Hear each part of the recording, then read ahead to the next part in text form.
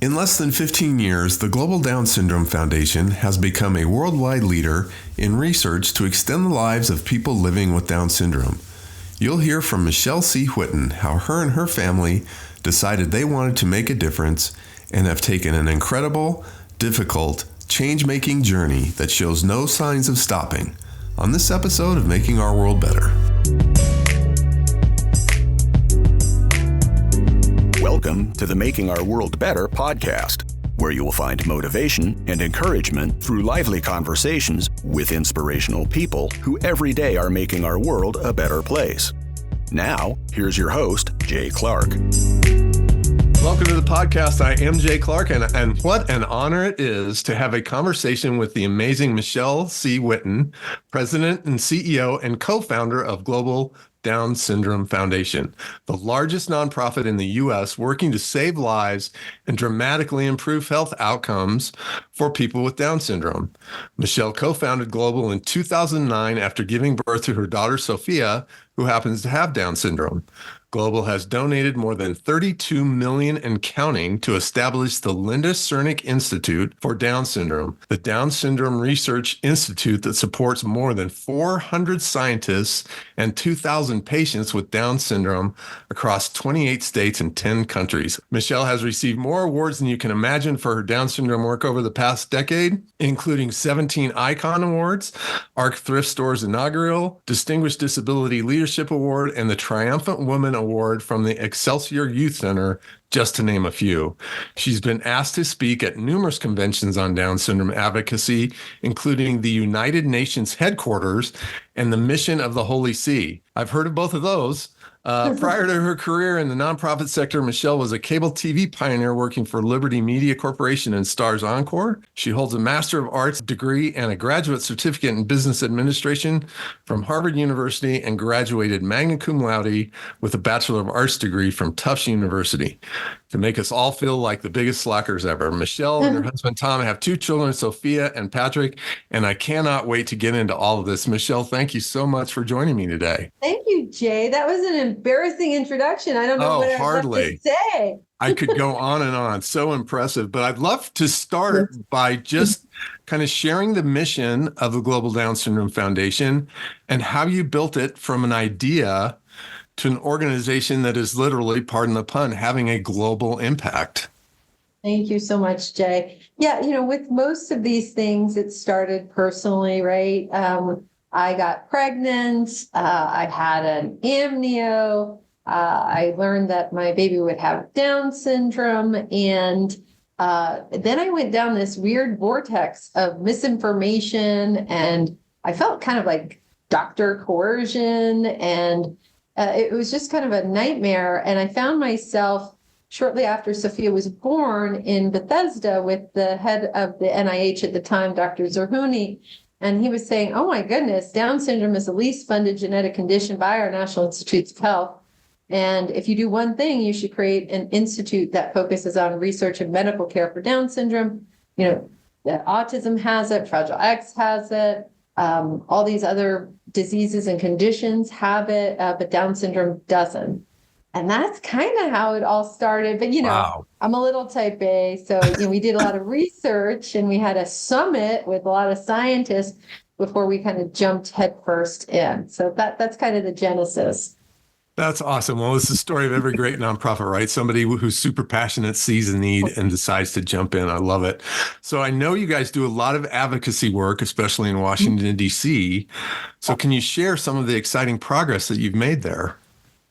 Yeah, absolutely. Our mission is research and medical care. And kind of put it another way, we often talk about our goal at Global, and it's to dramatically improve health outcomes and elongate life. So when Sophia was born, the lifespan was about 50. Today, it's about 60. Oh, but we awesome. have a lot more. I know, we're making progress, Yeah. right? In the 1980s, it was 28, right? Wow. And that's because, people don't remember, but in the 1980s, the majority of people with intellectual disabilities, including Down syndrome, were put in inhumane institutions and died tragic, really horrible, abused deaths, right?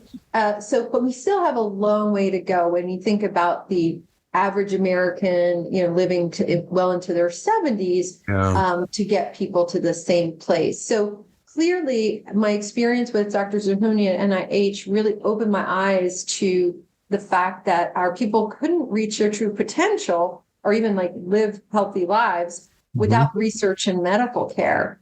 And so we went about and created all those affiliates that you mentioned, CERNIC, and now also the Alzheimer's and Cognition Center that's under the CERNIC in neurology at the Anschutz Medical Campus.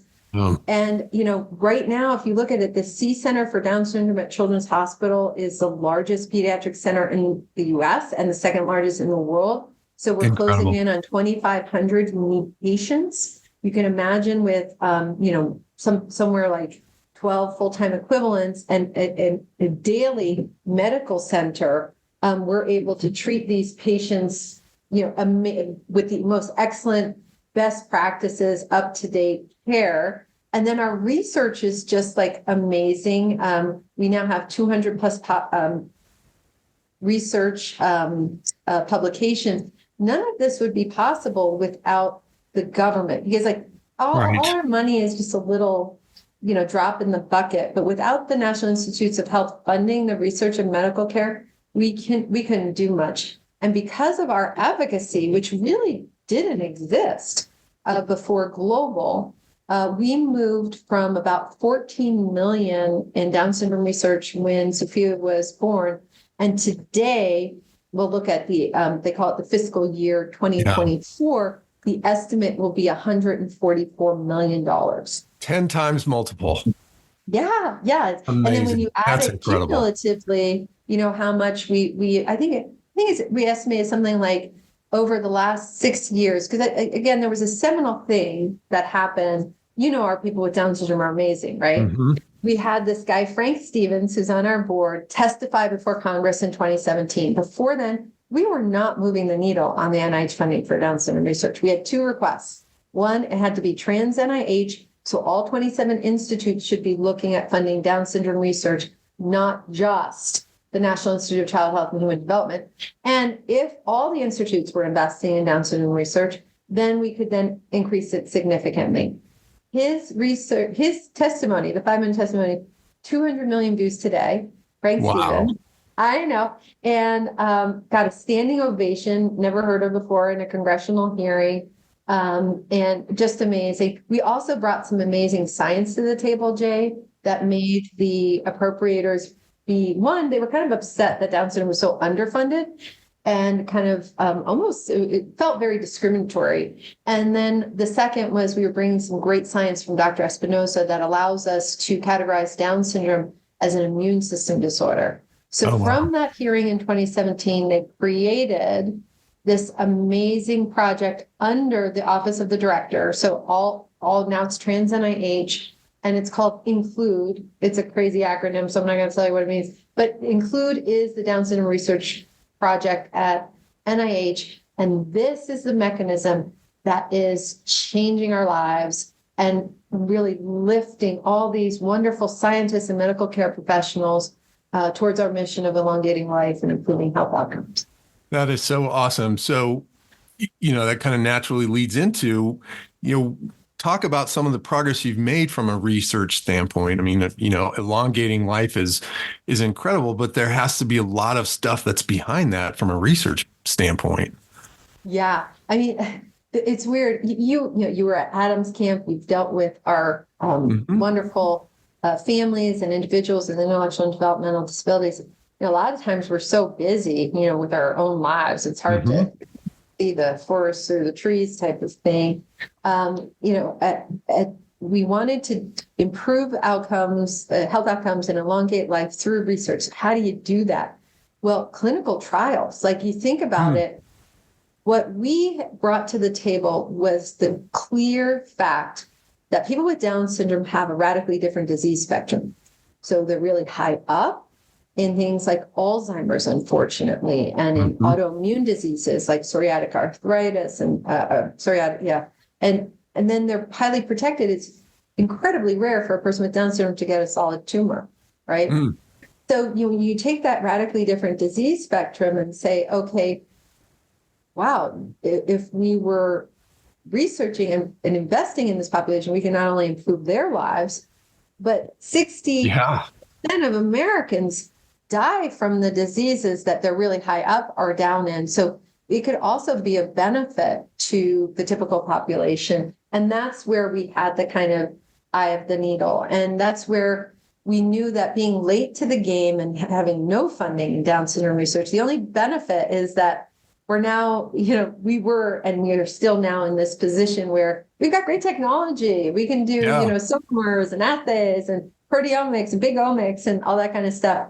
So one of the things that it was actually Dr. Joaquin Espinosa, Larry Gold, Leslie Wyman, and then the Nobel laureate Tom Cech, before we even got into it, we had them have a summit and say, like, is this tractable? And they were like, oh my gosh, is it not only tractable? There's so much low-hanging fruit. So by just drawing the blood of 200 people with Down syndrome, we discovered that Down syndrome is an immune system disorder. Wow. I know, huge. And so just not to get, weird, and I'm not a scientist, but if you put it in layman's terms, we all have these immune system pathways in our body. One is called the interferon pathway, and it turns on when we're fighting infection and virus, and then it turns off when we're finished. And our big discovery is that with people with Down syndrome, it's on 24/7. It never shuts off. So it's taxing the immune system. It can help explain early aging, Alzheimer's, cognition, solid tumors, a lot of these things, but there's still a lot more work to do. And then from that, there are FDA-approved drugs that stabilize the immune system, stabilize the interferon pathway.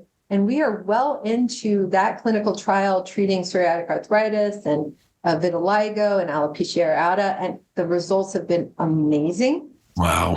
And that JAK inhibitor drug, that class of drugs that brings down interferon, is now, we also discovered there's this terrible thing called regression disorder, where somebody with Down syndrome, no matter what kind of spectrum of ability or capability they're on, can be prone to suddenly getting regression disorder and going back to almost an infantile state where they can't feed or dress themselves. And so we've tried the JAK inhibitor. Now we have a clinical trial through NIH funding, all these clinical trials so far from NIH, to test the JAK inhibitor in people with Down syndrome who have regression disorder. We have this very promising Alzheimer's drug that is not only looking promising in typical people, but now we have a 5-year clinical trial. It's called Glucine. And it had, in typical people, it improved all the biomarkers and actually reversed the plaques and tangles in the brain. And then the fourth one, we have another Alzheimer's one. We're not the lead, but it's with this brilliant MD, PhD, Mike Raffi, out of the Tech Institute. He's amazing. So we're part of that clinical trial. And then we just got the Anschutz Acceleration Initiative grant from the University of Colorado Anschutz Medical Campus. The JAK inhibitor is so promising, they want us to test it just on any child with Down syndrome to see if it improves health, cognition, growth, all sorts of things. So we're super busy, 200 publications in 6 years. And there's so much more. What we're finding about the metabolome, what we're finding about the growth hormone. I mean, it's, again, being late to the table, we've got some great technology tools. And we're really accelerating advancement. And we're not the only ones. By making sure that the NIH is funding Down syndrome research, obviously we're not getting 100% of those funds. We've created global CERNIC, Alzheimer's Cognition Center, C Center, and every single person with Down syndrome and their family member who have advocated with us. We have made this change together where there is now a renaissance for research and medical care. So fantastic. So it's amazing to think, you started this in 2009, which isn't even that long ago, to now you're talking about, you're an expert in clinical trials and you're doing all this stuff. So this might be a tough question, kind of a Sophie's Choice question, but can you look at some of the things over the last few years that you're really the most proud of as far as what you guys have achieved? Oh, sure. Yeah. I mean, in addition to creating a medical center that's providing this excellent healthcare, and then the research that's ongoing and really actually having tangible outcomes. while we talk, not even like we often talk about in our lifetime, there was no medical care guidelines for adults with Down syndrome. Wow. And we just like, and the reason is obvious. Like they're usually about Alzheimer's or diabetes. It's about a disease.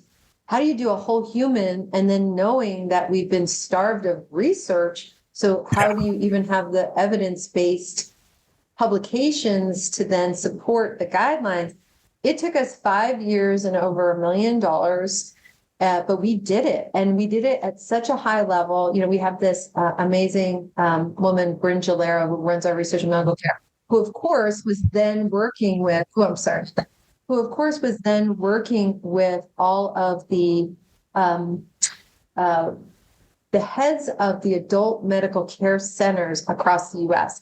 Those are our authors, right? Wow. And all their patients are beloved contributors.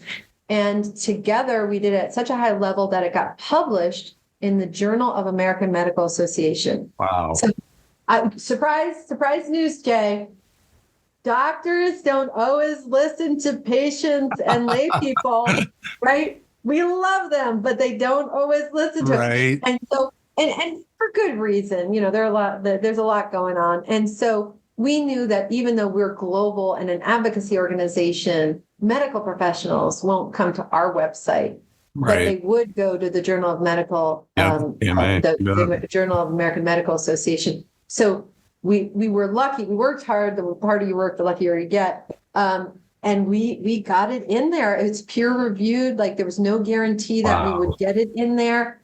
And now we're working on the second edition, which is going to take us another 5 years. That's the thing. Like all of these things, like in 5-year cycles, you have to think beyond yourself. Yeah. Right. It's 5-year cycles to do the work, 6 or 7 years. The 6th or 7th years, you get it published. Right. And so now we only did 9 like usually you just do one topic. We did 9 medical topics. Wow. Now we're adding 5 more, which includes like sleep apnea and solid tumors and leukemia and eye and vision. I had no idea before we started the eye and vision section that so many people with Down syndrome can go blind. Yeah. And, it's like, and I meet a lot of, right? I mean, we meet a lot of people with Down syndrome in our lives, Jay. Yeah. And I still don't know everything. I'm not even everything. I don't know enough. And so my life is full of, kind of educable surprises that lead us in new directions in how we can, kind of bridge care and really just love on our people with Down syndrome and make sure that they're healthy. Well, and just making breakthrough after breakthrough, which is great because, you stop and think if you guys weren't doing this, it would not be getting done, which is amazing, which speaking about amazing things getting done, I've been lucky enough to volunteer at your big Be Beautiful, Be Yourself fashion show, which to me is as close as you can get to the glitz and glamour of the Academy Awards as you can get. So how did you come up with this idea for this amazing event and envision it? And then, it's now become the largest fundraiser for Down syndrome in the world. I mean, give us a little background on that. Sure, absolutely. And if you don't mind, Jay, I'm going to segue because, please, part of it was Quincy Jones, right? Dear friend, iconic music icon, legend. Yeah. And good friends with my parents. And he fell in love with Sophia and he wanted to do something. So then the Quincy Jones Exceptional Advocacy Award was born, right? And with that idea, we also, and this was actually my mom's idea with me, like, I wanted to put the paradox on its head. When I grew up, like, I'm an old lady now, right? I'm like going to be 57. It's like, oh my God. So, but when I was growing up, I didn't see people with Down syndrome. Like they weren't in my high school. I don't know where they put them. I didn't see anybody. Yeah. And I didn't even see a person in a wheelchair. And so, and then every image that I have from my childhood on TV or newspaper was like, bad haircut, not, kind of thrift, not like clothes that clearly did not fit them properly. And just like a really bad image of a person with Down syndrome, versus like a person with Down syndrome who's bathed and washed and has her hair done and has some makeup on and looks good, just like everybody else, right?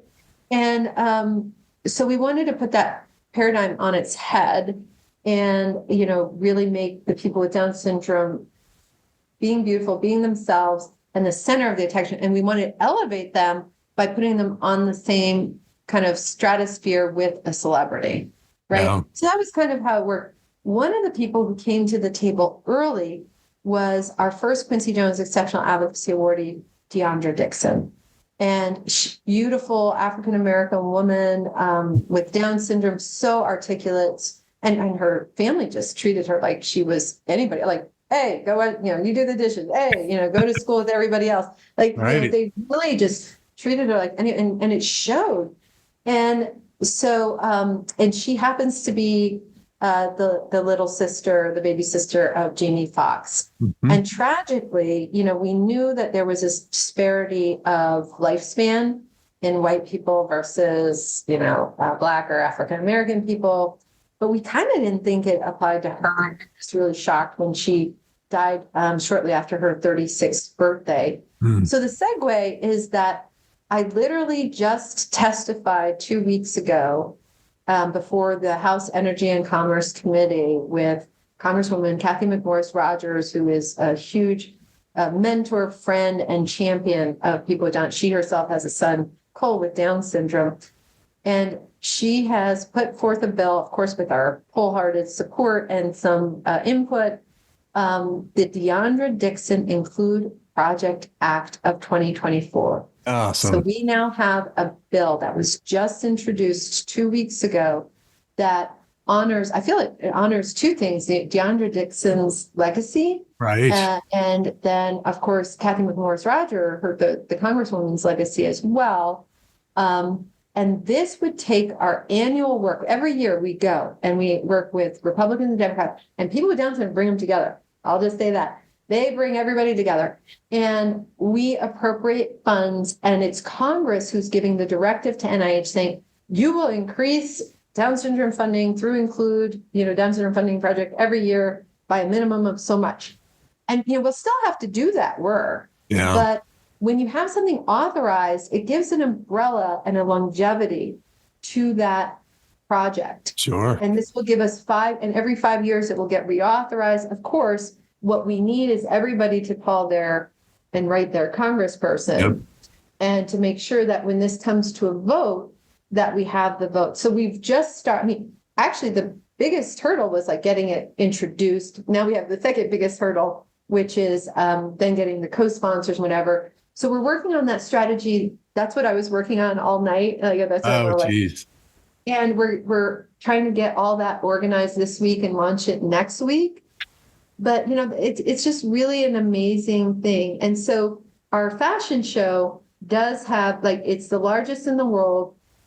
Of course, we have people like Jamie Foxx, Colin Farrell, Eva Longoria. Last year we had Rob Lowe. A-list of A-list, yeah. Laura Linney is the most nicest human. So talented beyond words, but the nicest human in the universe.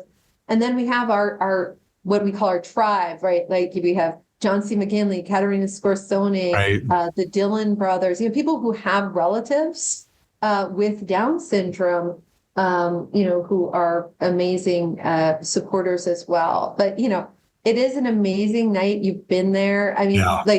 Right. And people are constantly on their feet. Do you kind of feel like there were a lot of standing ovations during the night? Oh my. I don't remember sitting.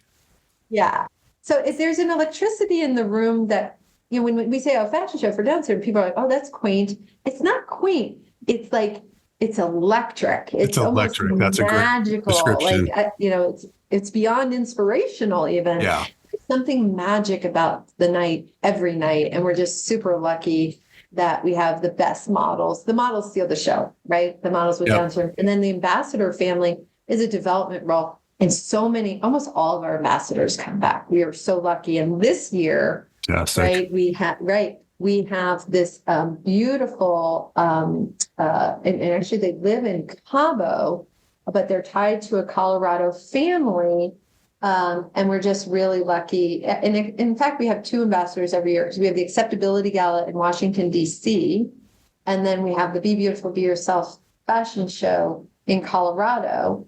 And so that's where our ambassador families are both shining. And the Quincy Jones Awards we give to Republican and Democrat at the acceptability gala. And then on the Denver side for the fashion show, we give it to a person with Down syndrome who's done extraordinary things, and then to kind of either Hollywood or sports celebrity type. But it's really fun. And, remarkable night. We gross about 2.5 million, which is huge. And, we spend the money very well, as hopefully everybody can see the results. Yeah. We work our butts off, and we've got the best people at our global, at Cernic, at the C Center. These are really passionate, committed people. Dr. Espinosa is a genius, and his team is amazing. Now Dr. Fran Hickey is retiring from the C Center, so we're looking for who's that next. Those are challenges. Next gen, but we have some great candidates, so it's all looking very promising. But it's a lot of hard work. It really is.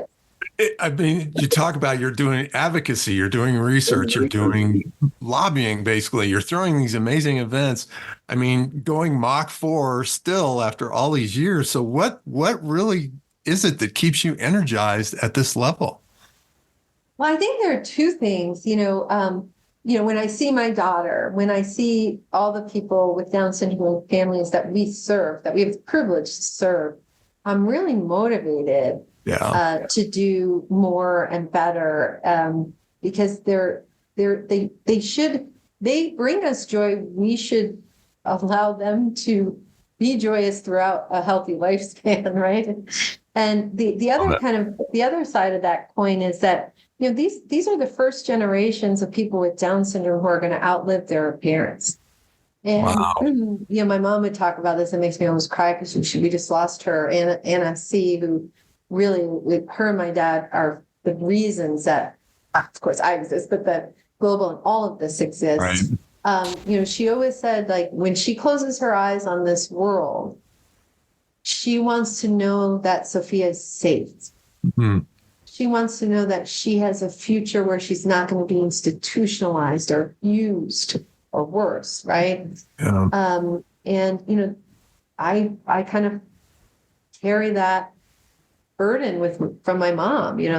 I want that for myself and everybody who has a loved one with Down syndrome. That is so awesome. So, you guys have already achieved so much, and again, show no signs of slowing down. What big audacious goals are there out there that you're looking at and hope to achieve here? Oh my goodness. Well, we did start the Global Inclusive Program at Regis University, which is the first post-secondary program for people with intellectual and developmental disabilities in a Jesuit university. And we're tied for first, or we're second, depending on how you look at it, for a Catholic one. So I said one of the big audacious goals is, can we have some evidence-based research across maybe launching these programs across the Jesuit and eventually post-secondary, where we're aggregating and have a data coordinating center, and rather than having all of these kind of individual programs and projects happening. So that's awesome. The other thing, if you think about the medical care, we have a Denver Health Pilot Adult Center. We would love for that to grow into something akin to our C Center for Children's Hospital, Children's Hospital Colorado, where it's as big and robust. Right now it's once a week. It would be great to grow that into as big a thing. In terms of the research, I think, we've already accomplished so much. I think really growing into our global name, we've got, of course, on staff, we have got Kelly Sullivan, and we've got Angela, we've got Matthew Galbraith, and all these wonderful young scientists coming up.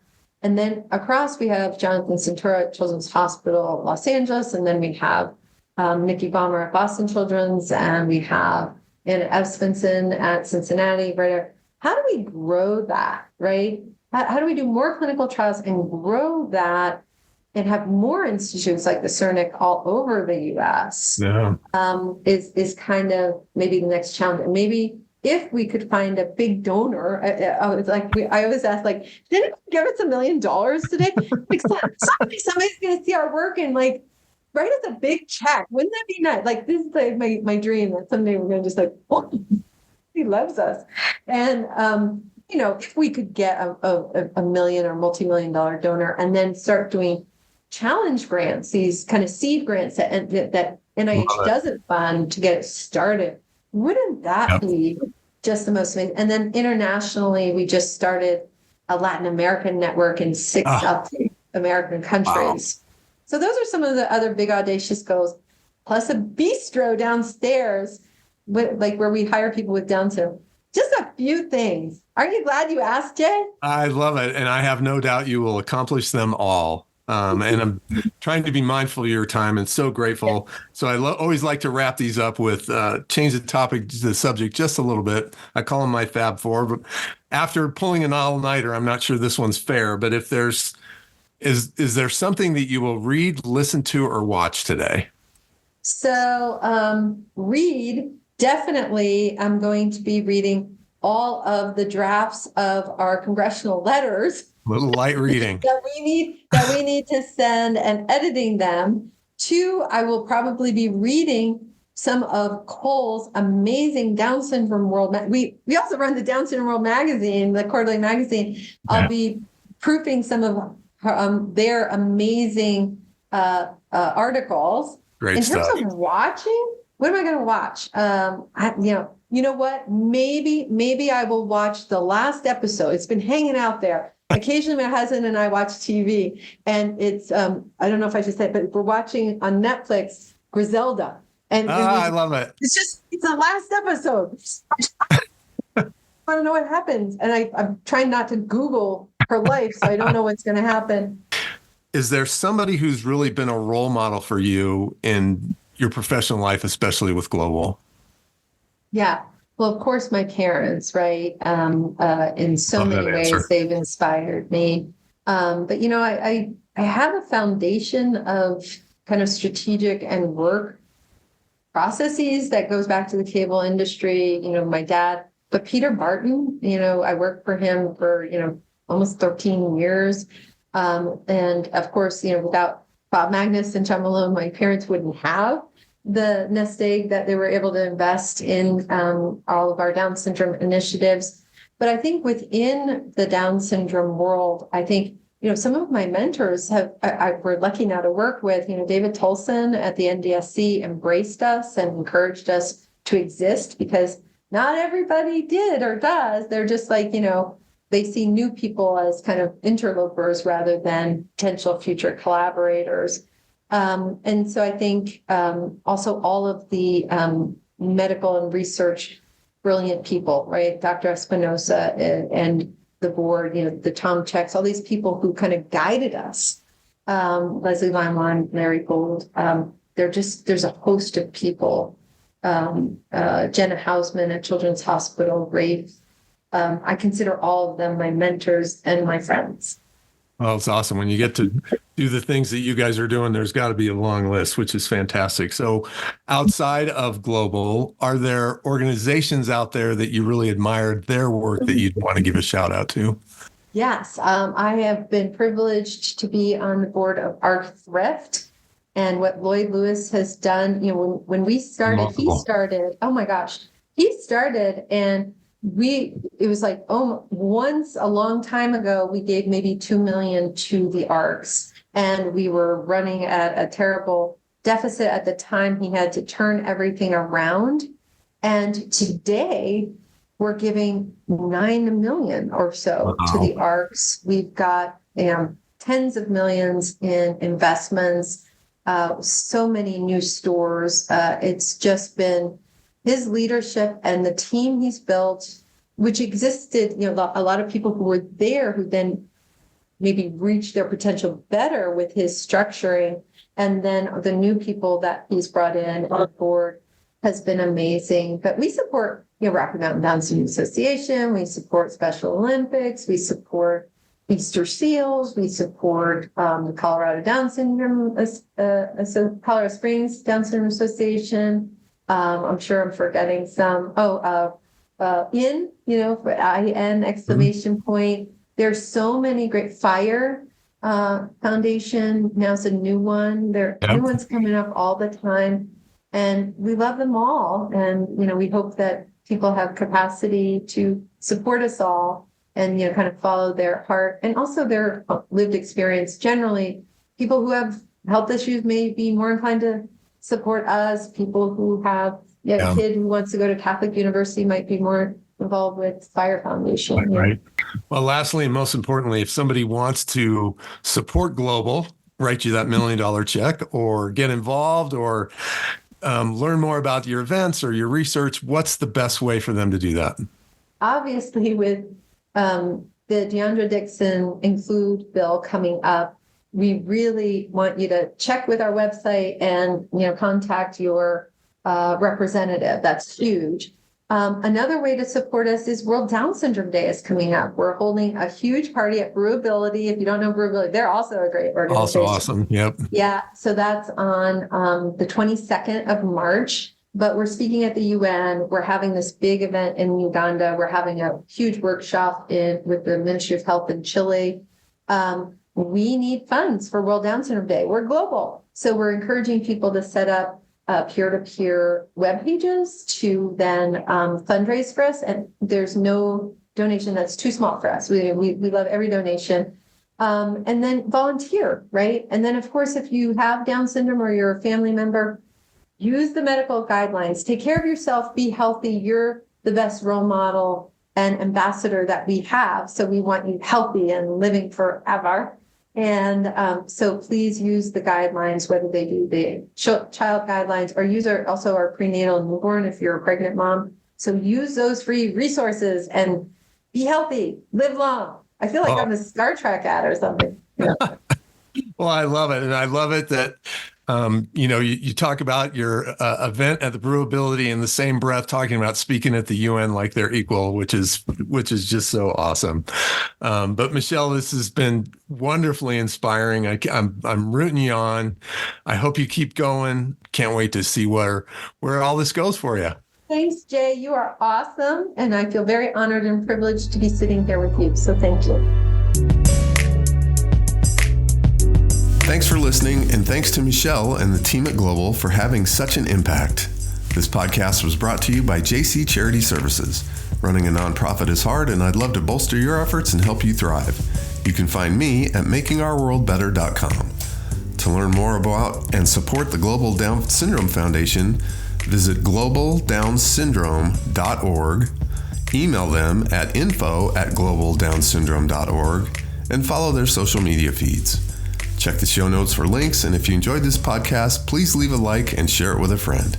Until next time, I hope you're inspired to find a way to make our world better.